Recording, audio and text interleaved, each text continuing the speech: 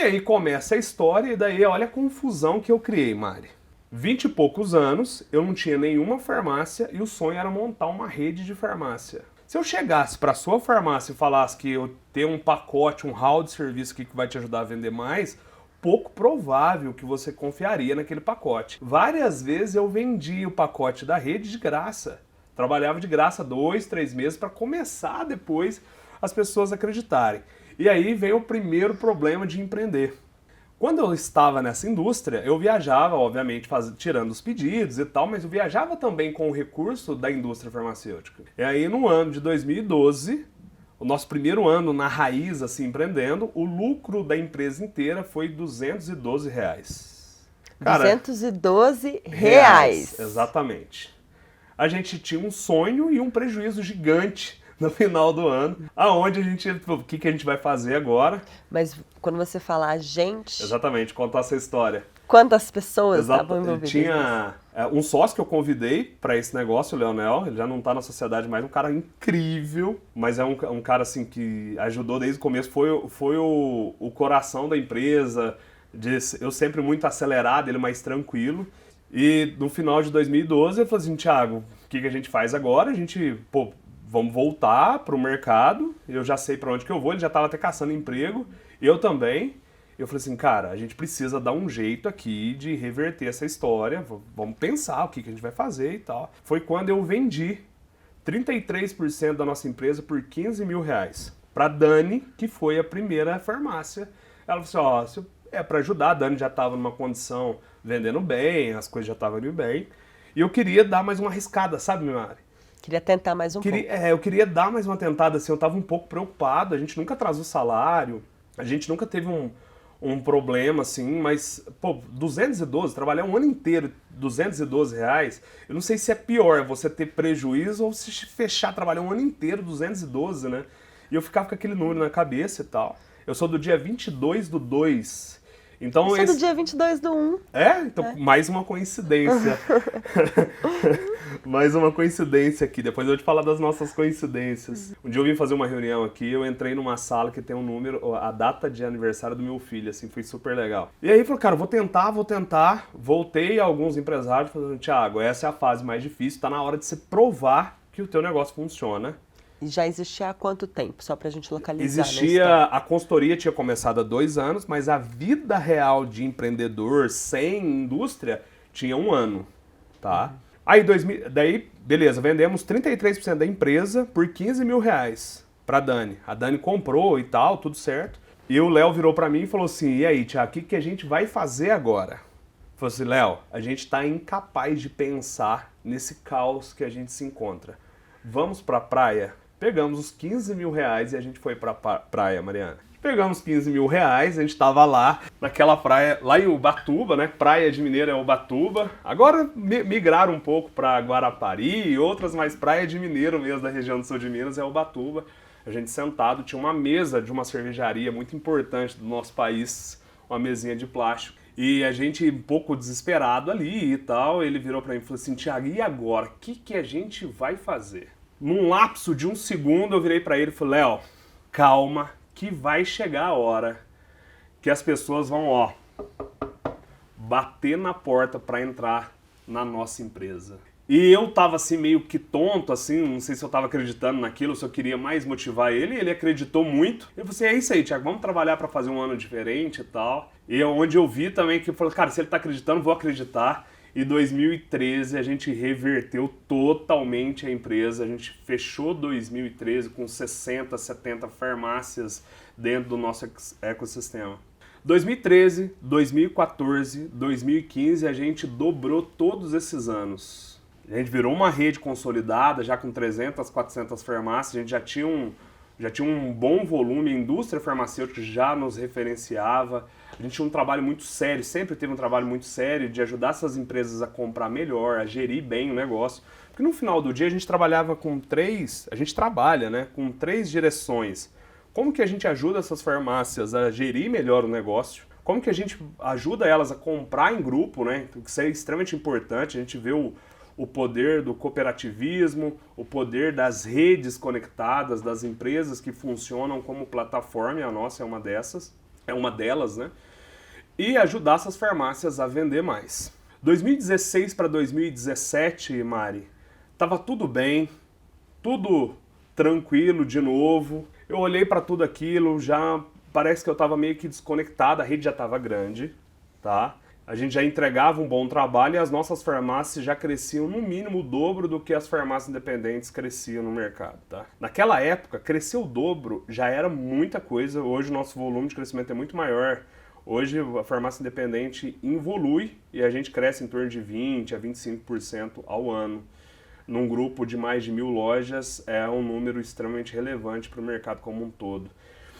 2017, eu estou ali pensando, assim, um pouco com dificuldade de ver o futuro do nosso negócio, até porque gestão tinha evoluído muito, tecnologia tinha evoluído muito, as barreiras e os problemas que a gente resolvia, eles já chegavam um pouco para as farmácias mais resolvido com o advento de tecnologia e tudo mais, e eu começo a ter dúvida do futuro do negócio mais uma vez. Por mais que agora estava com caixa, por mais que tinha um time já robusto, já tinha umas 20, 30 pessoas trabalhando na operação. Detalhe, a gente ainda estava em Paraguaçu. Então você imagina, você lá de São José do Rio Preto, você com a farmácia, você ia em Paraguaçu ver os próximos passos do seu negócio numa cidade de 20 mil habitantes. Aquilo não fazia tanta conexão.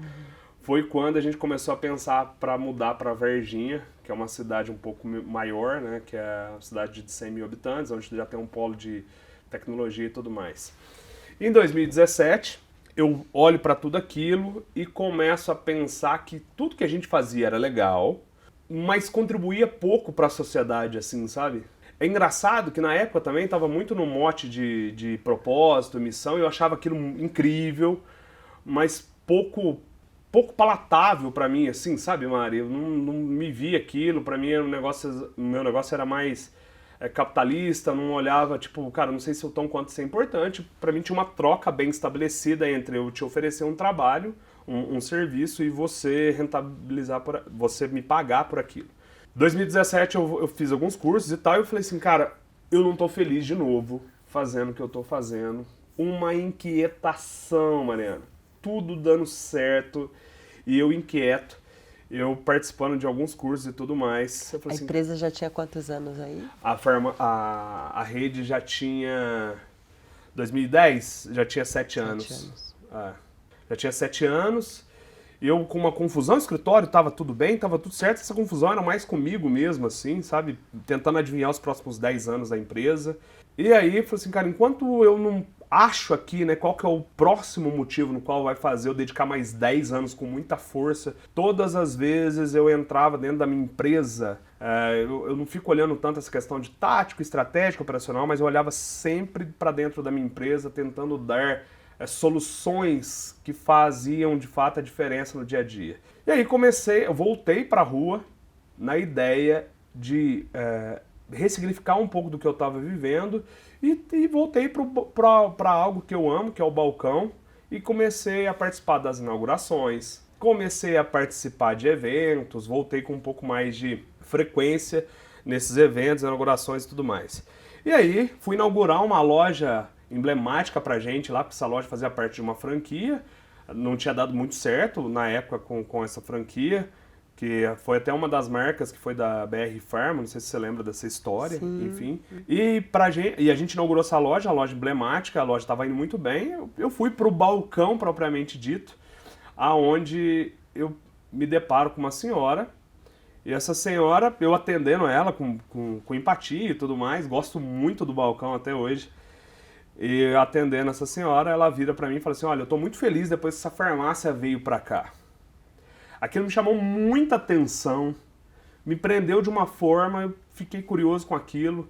Eu voltei para ela falando, por que a senhora está feliz com essa farmácia? Qual que é o motivo dessa felicidade toda que a senhora tem de estar aqui com a gente e tudo mais? Eu falei assim, olha, eu moro com 2 irmãos, um é especial e um tem dificuldade de locomoção. Meu irmão precisa me ajudar, né, e vive nós 3 com um salário mínimo. E depois essa farmácia veio pra cá, me deu condição de comprar as coisas que eu gosto de comer. Aquilo mexeu comigo, falei assim, cara, eu acho que é isso que a gente tem que buscar. Eu comecei a estudar e perceber que 70% do nosso país vive com menos de 2 salários mínimos. As pessoas abandonam um tratamento porque elas não têm condições financeiras de dar continuidade, tá? Nós temos quase 50% da nossa população com alguma doença crônica não identificada ainda, que poderia ser revertida principalmente pela prevenção. Eu coloquei aquilo na cabeça, Mari, voltei para dentro da empresa, emocionado, e falei assim, cara, é esse o nosso negócio, é isso que a gente tem que fazer. Convoquei uma reunião com o time, assim, gente, daqui para frente a gente vai continuar trabalhando para levar um medicamento mais barato, para ajudar as pessoas a comprar melhor, as farmácias a comprar melhor, mas a nossa causa aqui é com a saúde do nosso país, onde as pessoas não têm condição de fazer um tratamento digno, onde as pessoas têm que escolher se compra o medicamento ou se come da maneira adequada. Vamos trabalhar para isso, vamos trabalhar para gerar lucro sim para cada farmácia estar com a gente, mas principalmente a gente ampliar o acesso à saúde do nosso país. Mari, motivo, missão declarada, o nosso time entendeu perfeitamente o que a gente deveria fazer. E mudou completamente para você também. Para todos nós. A relação nossa com o time, a nossa relação com as farmácias. No final do dia a gente tinha um motivo aspiracional que fazia sentido a gente contribuir. Lucro ia continuar acontecendo, mas seria consequência desse trabalho de fato, win-win-win, que a gente ia entregar. E aquilo virou o grande motivo no qual, da minha contribuição individual, da contribuição do nosso time, da contribuição do nosso negócio. Empresa que estava crescendo assim, começou a crescer de uma forma extraordinária. E as farmácias entenderam também o motivo, aonde a nossa missão de levar essa missão para a farmácia entendeu o papel, o tão quão ela contribui para a sociedade na onde que ela está. As nossas farmácias, elas são um hub, um centrinho de saúde e está cada vez mais ocupando esse espaço. Por exemplo, nós temos uma farmácia, na verdade a gente tem 2 farmácias para cada unidade básica de saúde do nosso país. Tem cidade que não tem uma UBS e a gente tem uma farmácia. Talvez não em São José do Rio Preto, mas nas cidades circunvizinhas, o grande ali, o atendimento, o primeiro atendimento primário está com as farmácias independentes do nosso país.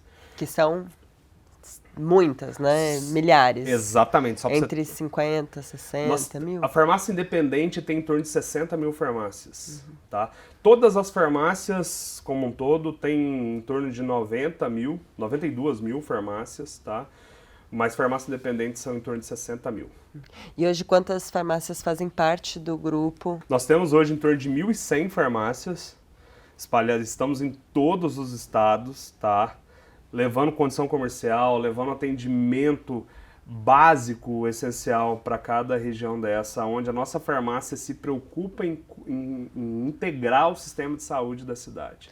E é curioso também porque vocês estão em cidades que as grandes redes não entraram ainda, pelo menos. Vocês estão em muitas cidades pequenas, como Paraguaçu, por exemplo. Perfeito. Se você parar para pensar, no nosso país, 70% das cidades têm abaixo de 20 mil habitantes, né? São cidades com características de Paraguaçu, por exemplo, onde a farmácia das redes corporativas não chegaram, mas elas têm uma tendência a, obviamente, avançar para essas cidades. Nosso trabalho aqui é fortalecer a farmácia independente antes que ela chegue, né? Nosso papel é equalizar, dar a potência necessária para que essas farmácias possam, de fato, competir de igual para qualquer rede corporativa. E qual que é o faturamento da rede hoje? A rede está próxima... O ano passado a gente faturou 2 bilhões e 700 milhões de reais. Esse ano, obviamente, a gente passa de 3 bi, tá? Com essas 1.100 farmácias conectadas. Qual que é a projeção para o final de 2025, então? Vocês estão com 1.100 agora, querem chegar a quantas? Nós temos um plano, Mari, pode ser que ele aconteça com um pouco mais de agilidade, até pelo atributo de inteligência artificial e tecnologia que nós inserimos no nosso processo agora. Nós temos o projeto de chegar antes de 2030 com 5 mil farmácias, tá? Então, por que esse número mágico, né? Acredito que até final de 2025 a gente chegue quase a 2.000 farmácias, porque para pensar. Antigamente o dono da farmácia tinha 500 coisas para fazer. É gerir o time, é organizar a loja, é mix de produto, é comprar. Só para você ter uma noção, nós temos em torno de 6 a 7 mil itens na farmácia. E que ele precisa ali estar controlando o preço o tempo todo. Imagina o aparato que esse empreendedor precisa de gestão no final do dia. E com inteligência artificial, nós fizemos, faz 2 anos que a gente está mergulhado nisso, com inteligência artificial, nós mudamos o status quo da farmácia independente, onde esse empresário ele volta para cuidar exclusivamente do time e das pessoas, dos seus clientes de fato, tá? Eu acredito muito numa farmácia onde a prevenção é muito melhor que remediar. Qual que é essa diferença no final do dia? O principal estímulo das nossas farmácias no futuro muito breve vai ser a gente cuidar cada vez mais da população, ajudar a população a passar por isso, e não aquele tanto de coisa que o dono da farmácia fazia. Isso a gente tem até um projeto, #Deixa com a gente, da gente tocar essa gestão daqui de dentro, obviamente para que a farmácia independente ocupe de fato o espaço que já é merecido dela. Sabe aquele farmacêutico de bairro que você lembra o nome dele? Que quando você precisa de fato de informações, é essa farmácia que detém esse tipo de informação. Então esse tempo é extremamente importante para que as nossas farmácias cuidem dessas pessoas. Agora, vocês mudaram de nome recentemente. A empresa, quando foi criada, chamava RM Pharma, certo? Exatamente. Na verdade, a gente nasce como Minas Pharma, tá? A gente começou a sair do estado, vira RM Pharma e foram chegando outras marcas. RM, por quê? Porque daí era a melhor forma da gente sair de Minas Gerais, e virou Rede Mineira de Farmácia. Ah, sim. E aí, com a chegada de Carol, de todo o time de marketing, e a gente olhando também para o futuro, né? Quem disse que para a gente envelhecer, para que a gente não pode envelhecer bem? Quem disse que para a gente morrer, a gente precisa morrer com um doente? Né? Por que a gente não pode envelhecer com saúde? Olhando o looping da farmácia, o looping de crescimento da farmácia é gigante. Então a gente não tem uma barreira em relação ao mercado para crescer, onde as pessoas estão buscando prevenção cada vez mais. O nosso mote de estímulo de virar hipersaúde é que a gente acredita fielmente que a nossa farmácia é um lugar onde as pessoas vão em breve para se cuidar mais, para a gente fazer um day clinic onde as pessoas podem fazer check-up e tudo mais.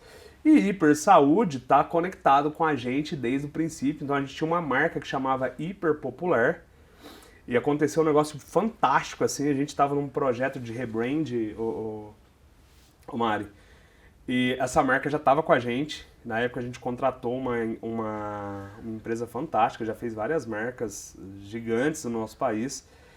E ela trouxe como sugestão uma marca que a gente já tinha dentro de casa. Pra gente foi uma surpresa gigante, sem ninguém conhecer a marca Hipersaúde. Pra gente foi uma surpresa gigante. A gente quer, de fato, que a farmácia se torne um ponto relevante. Assim. Não é só o lugar que você vai buscar o medicamento, sabe? E também não é o shopping. Acho que é mais que isso. É, de fato, o atendimento primário, o cuidado com as pessoas. E, Tiago, você começou a trabalhar muito cedo. Entrou na indústria farmacêutica, depois de muita insistência, de muitas formas tentando ali diferente. Você saiu da indústria, saiu do emprego, na verdade, para empreender.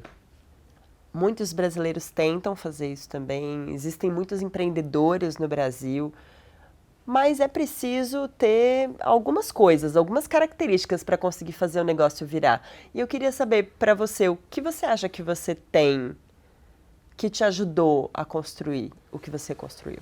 Mari, assim, eu acho que é difícil a gente falar, né? Talvez eu estabelecer uma lista do que funciona, do que não funciona, mas acho que tem algumas coisas que elas já fazem parte do empreendedor desde o day one. Assim. A primeira é resiliência. Se você tem uma boa ideia, se resolve o problema de um possível mercado, de várias pessoas, a gente tem que insistir, tá? Começar no nosso país sem dinheiro hoje é muito difícil empreender. Obviamente a gente tem as redes sociais, né, que hoje nos ajuda vários empreendedores, mas ter a resiliência, focar em 2, 3 coisas. Às vezes eu vejo o empreendedor tentando fazer um tanto de coisa. Obviamente aí na minha carreira foi um pouco mais fácil porque eu segui no mesmo segmento, então hoje é mais fácil eu falar que eu tenho 20 anos de experiência, né? Mas escolher poucas e boas estratégias. Quando a empresa está crescendo, é muito difícil você tirar as excelentes oportunidades das boas oportunidades. Quando você está na fase inicial, é difícil você olhar para uma estratégia e falar assim, essa daqui vai rentabilizar o suficiente para que eu construa um bom time. Quando você está na segunda fase ali, né, a empresa já está crescendo, trazer boas pessoas. Hoje a gente tem um time maravilhoso, assim, é um time que eu me orgulho das casas que eles vieram. Né? Se eu trazer pessoas que vieram de grandes casas, posso falar nome aqui? Pode. De Casas Bahia, de Itaú, né, de Boa Vista, não é tão trivial quando você, obviamente, você traz pessoas com tanta envergadura para construir a próxima fase. Então, acho que várias coisas nos acompanhou aqui, inclusive a resiliência, assim, sabe, de fazer, de querer que as coisas dêem certo. Nem sempre dá certo da primeira vez também, né? No meio do caminho, assim, a gente conta, obviamente, a gente foca aqui na história dos bons pontos, cara, mas teve muita coisa que dá errado. No final do dia, é a quantidade de vezes que dá errado e às vezes a gente acha 2, 3 coisas que dá certo e a gente segue por elas. Vamos falar dessas coisas que deram errado, então. Qual foi o maior problema que vocês tiveram? Qual foi a maior dificuldade que você já passou na carreira? Eu acho que a pandemia, Mari, foi mais difícil pra gente do que o ano que a gente fechou com o caixa de R$212. Quando você vê todo o teu... Pô, já não tinha muito dinheiro, foi tudo embora, mas ainda tem uma vontade muito grande de fazer as coisas acontecerem, o esforço ali vai chegar uma hora que você vai achar um caminho, uma veia ali, que as coisas vão voltar a dar certo. Na pandemia, eu lembro perfeitamente, foi próximo do primeiro lockdown, dia 20 de março de 2020. Cara, a gente estava numa empresa pujante, as coisas estavam tudo rodando muito bem. E às vezes o empreendedor precisa de problemas sérios para encontrar as próximas oportunidades, né? E me vi numa situação onde a gente, tipo, cara, será que a gente vai ter o dinheiro para pagar o time pro próximo mês? Por mais que a gente estava num bom segmento. E a gente, pô, eu vi a empresa com as portas fechadas, tá? Os nossos licenciados, as nossas farmácias também com as portas fechadas, que até então a gente não sabia como que seria o modo operante. Eu cheguei em casa, eram umas 10 horas da noite, nessa sexta-feira. Eu virei pra Mariana e falei assim, amor, eu acho que a gente não tem uma empresa mais. Só que isso era em 2020, eu já tinha dedicado 10 anos da minha vida para algo já. E 10 anos, né? Às vezes a gente quer que as coisas aconteçam com 2 anos. Outro ponto importante, tá, gente? As empresas mais interessantes que eu já conheci na minha vida, elas demoraram um tempo para maturar, assim, sabe? O sucesso não veio da noite pro dia, elas demoraram ali a achar o caminho. E aí eu pensando comigo, né, muito ansioso, eu tinha um hábito de conversar, Mari, eu comigo mesmo. Tô lá, deitado, falei assim, cara, o que eu vou fazer agora? Porque a gente tem uma empresa que está fechada, as nossas lojas estão fechadas, e, cara, a gente não sabe como é que a empresa vai começar daqui a um mês, como é que ela vai continuar daqui a um mês. E aí eu falei, cara, calma, o que a gente sabe fazer? Olhar para a nossa caixinha de ferramenta, olhar para a caixinha de ferramenta que a gente tem internamente é extremamente importante. Não é só as hard skills, né? Saber o que de fato, como que a gente pode contribuir. E nesse momento eu me vi, falei, cara, calma. Eu sei trabalhar num trailer de lanche, eu sei trabalhar no balcão de uma farmácia, eu sei dar treinamento, eu sei criar um bom planejamento, eu sei organizar o caixa de uma empresa. O que a gente pode fazer? Falei, cara, a gente precisa ajudar as farmácias a passarem por esse momento. Porque se elas estiverem com a mesma sensação que eu tô, elas terão muita dificuldade. E aí veio na minha cabeça, falei, cara, a gente precisa criar algo Isso aqui para mim é muito importante, porque a gente olhava muito para Infomoney como referência disso. É mesmo. E a gente precisa criar algo que gere informação, que ajude as pessoas a passarem por esse momento. E nesse momento nasce a Universidade da Farmácia. E dessa forma mesmo, assim, cara, a gente precisa criar algo parecido com uma universidade, tipo uma Universidade da Farmácia. E aí eu fui para o INPI, esse nome estava liberado. Falei, cara, vamos registrar. E com o símbolo do catavento, cara, que era assim, o objetivo era ajudar as pessoas a transformar o seu negócio através de conteúdo, de educação, de pessoas que fazem as coisas acontecer na prática. Nasceu a Universidade da Farmácia dia 20 de março. No dia 21, a gente começa a criar uma estrutura de educação corporativa e com 70 dias a gente tinha uma faculdade no ar. A gente treinava as farmácias, o balconista, o caixa, toda a informação que o mercado trazia de protocolo de atendimento, de como que a gente precisava atuar naquele momento, que a pandemia foi, assim, brutal. A gente perdeu muita gente, Mari, nas nossas farmácias, tá? Então a gente tinha um cuidado, porque imagina, depois, na hora que as nossas farmácias abriram, tinha um protocolo, que você não sabe o tão quão desafiador foi para as farmácias, e a universidade chegou num curto espaço de tempo a ter 40 mil alunos, sem fins lucrativos, com trabalho sério de conteúdo, de informação. Que era o que as pessoas precisavam naquele momento. As informações mudavam. Eu me lembro muito disso, no começo não tinha nem uma recomendação de uso de máscara. Exatamente. E hoje, quando a gente olha para trás, exatamente. As coisas ficam óbvias, né? Perfeito.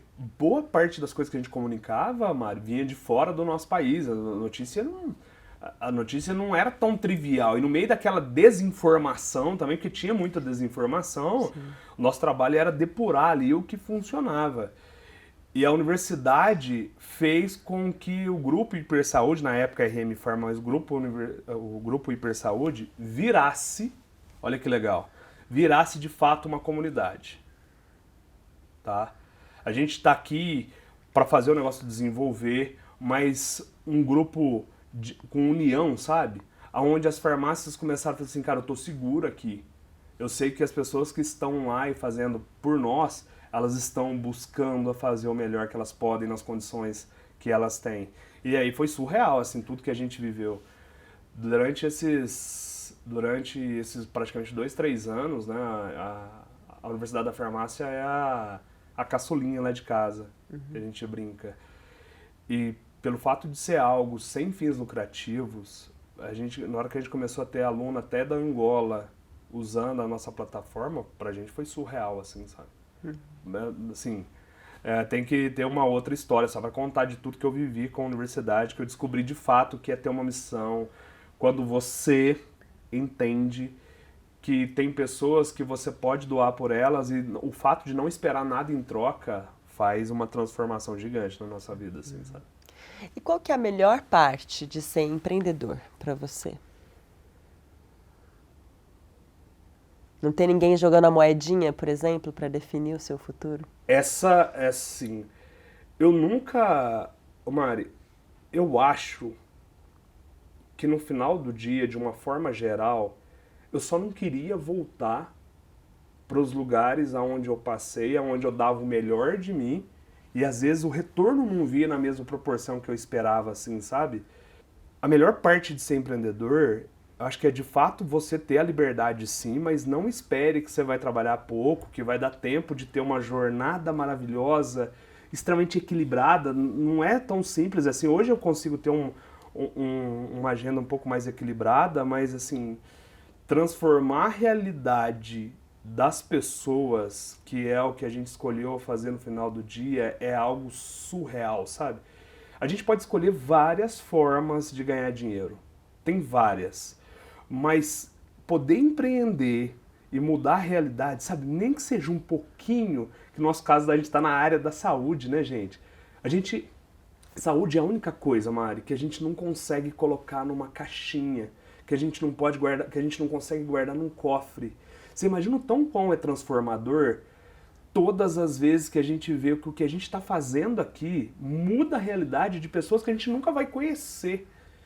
Então, para mim, isso é algo surreal, assim, sabe? Eu acho que do empreendedorismo, escolher coisas assim, sabe? Grandes causas, coisas que a gente faz com amor, no final do dia, o que a gente vai receber é meio que a forma como a gente faz bem feito, o tão quanto de energia, emoção a gente coloca naquilo. Tem vários lados de empreender que é legal, cara. O desafio, o risco, você quebrar a cara milhares de vezes, tá? Empreendedor não é aquele que, achou uma coisa legal para fazer. É aquele que desistiu, aquele que não desistiu de uma pancada de vezes que ele teve a porta fechando na cara. Imagina a gente. Imagina quando a gente pediu uma condição comercial melhor para uma indústria farmacêutica com 10 lojas. Imagina o que a gente teve que passar, sabe?